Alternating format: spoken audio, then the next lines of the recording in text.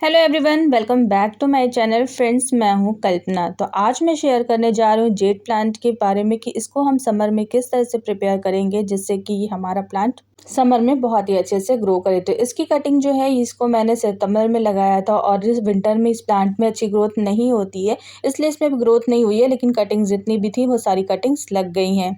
तो jade plant को हम लकी प्लांट भी कहते हैं। तो आज हम इसे प्रिपेयर करेंगे समर के लिए कि हम इसे समर में किस तरह से प्रिपेयर कर सकते हैं। तो चलिए वीडियो स्टार्ट करते हैं।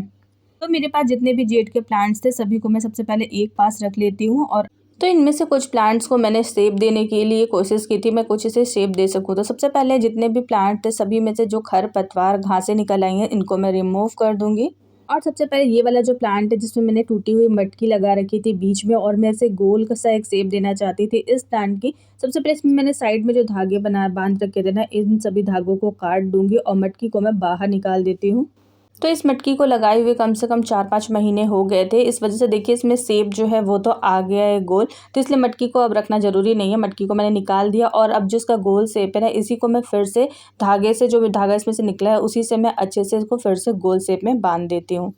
तो जो भी धागा उसमें से निकला वैसे उसको मैं इस तरह से गोल गोल शेप में इस तरह से घुमाते हुए बांध दूंगी। और बांधने के बाद साइड साइड में जितने भी इसकी ब्रांचेस निकले हुए हैं इन्हें भी हम कट कर देंगे।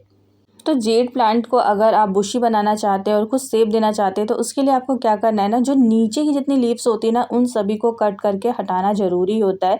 तो नीचे से सभी कटिंग्स को काट देंगे और ऊपर से भी इसे बुशी बनाने के लिए हल्का हल्का इसकी पिंचिंग कर देंगे जिससे कि इसमें ग्रोथ और हो और इसमें और भी ज़्यादा लीव्स आएँ। तो समय को बिना गंवाए मैंने सोचा है कि जितने भी मेरे पास प्लांट है ना सभी को मैं आज प्रिपेयर कर लूँगी। तो जितने भी मेरे पास इस तरह के छोटे छोटे प्लांट थे सभी की मैंने अच्छे से प्रूनिंग कर दी।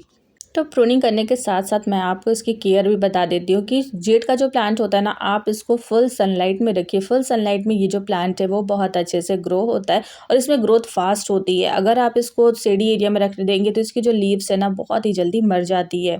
तो धूप के साथ साथ आपको इसमें पानी का भी बहुत ज़्यादा ध्यान देना है। बहुत ज़्यादा पानी हो जाने पे इसकी जो लीव्स है ना वो पीली होकर गिरने लगती हैं या फिर इसकी जो जड़ें हैं बहुत ही जल्दी ख़राब हो जाती हैं।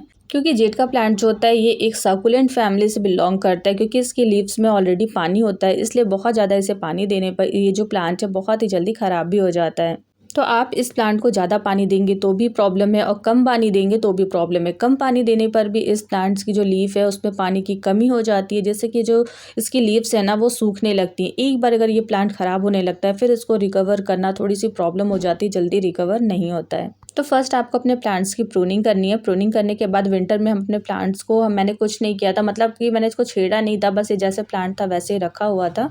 तो इसलिए अब इसकी जो मिट्टी है उसकी अच्छे से हम गुड़ाई कर देंगे। गुड़ाई करने के बाद अब हम अपने प्लांट्स को कंपोस्ट देंगे, क्योंकि विंटर में मैंने इसे बिल्कुल भी कंपोस्ट नहीं दिया था।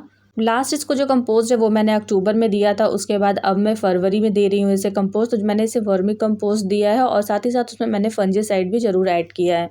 क्योंकि विंटर के बाद जब हमारा प्लांट जो है थोड़ा सा शॉक में रहता है इसलिए फंजीसाइड डालना ज़रूरी है। क्योंकि विंटर में बहुत ज़्यादा मॉइस्चर की वजह से मिट्टी में फंगस होने के चांस हो, इसलिए फंजीसाइड ज़रूर ऐड करें। और इस तरह से कंपोस्ट और फंजीसाइड डालने के बाद मैं इसे अच्छे से मिक्स कर दूँगी सॉइल में।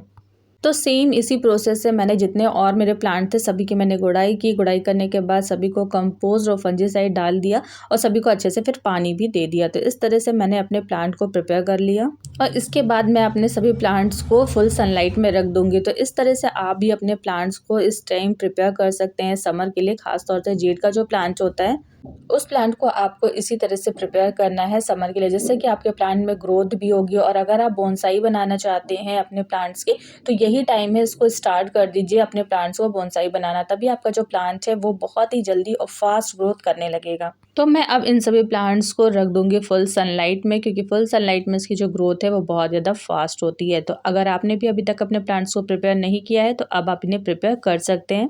अब हम मिलेंगे एक नए वीडियो के साथ, तब तक के लिए बाय।